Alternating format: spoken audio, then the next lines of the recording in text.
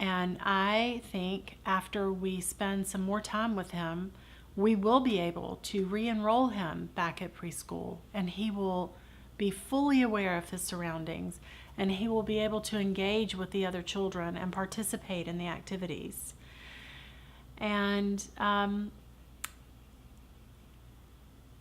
I said okay. And we were approaching the driveway, and she said, "Let me ask you something. What is your dream for Winston?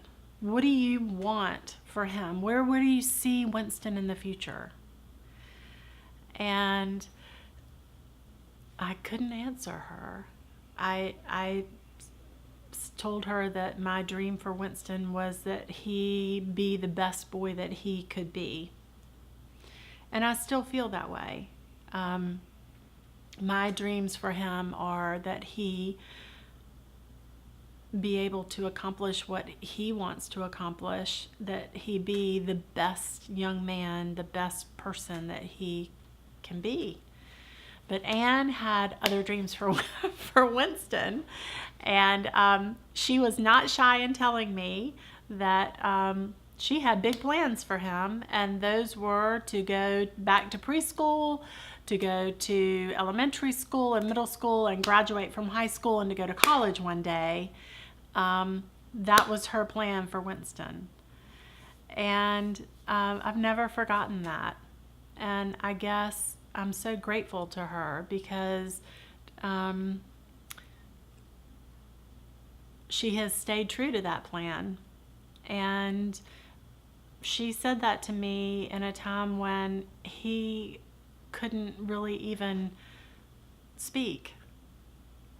I mean, he barely could say milk or mom or dad. He could sign them, but he didn't talk. He screamed. And yet she still had that vision for my child. And she has stayed true to that vision.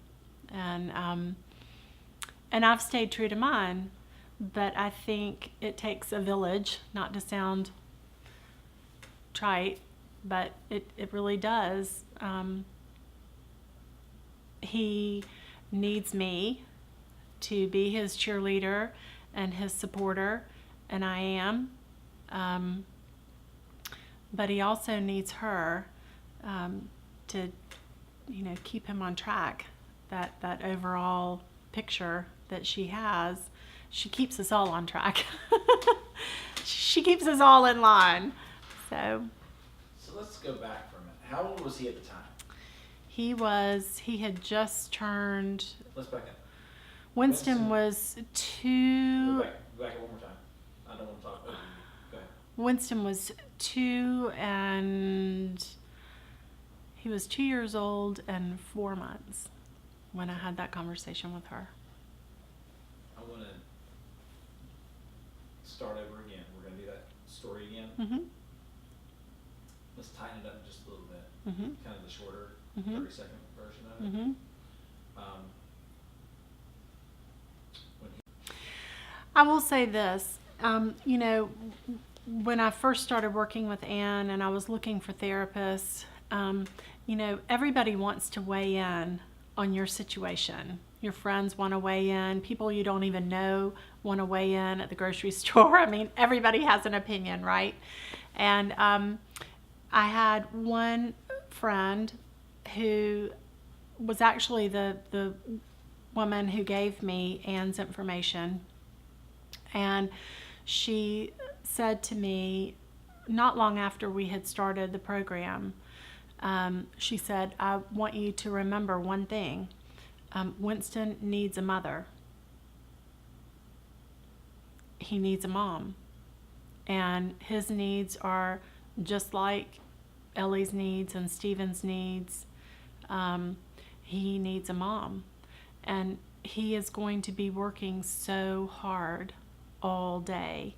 And people are going to be demanding things of him all day, pushing him, pushing him, pushing him. Don't be a therapist. Don't ever let anyone talk you into being a therapist. You need to be his mom." And I guess that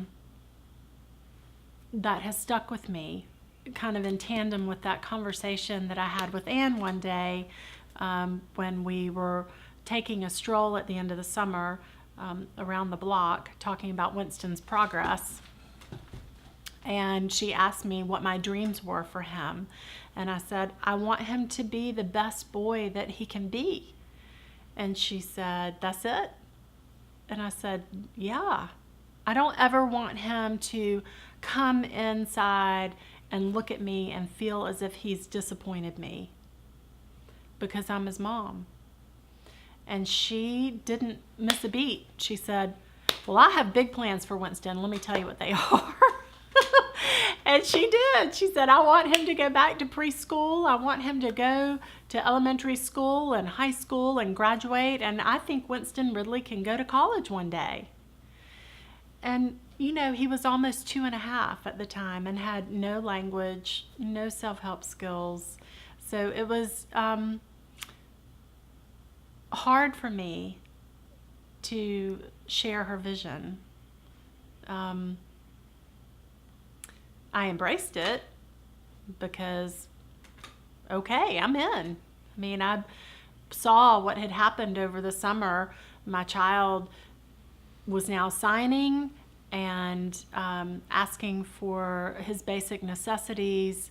He was laughing. He was looking at me a little bit, engaging more with us. And that had just been a 3-month period. So I bought it, and I'm so glad that I did, because now he's in 8th grade. He's in a general ed class. He's doing very well academically. He participates in sports, church. We're reaching Anne's goals, and mine, and mine, and my husband's goals. So. Finish the sentence for me. Early Autism Project made this possible because.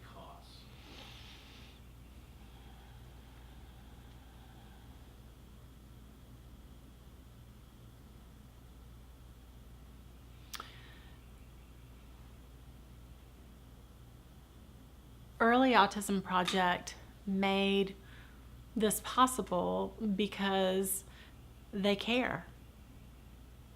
Because they care, because they have the expertise and the experience and the wisdom to guide us in this journey. I mean, we just would not be where we are today had we not hired Early Autism Project. Talk to me about the trust that has to be developed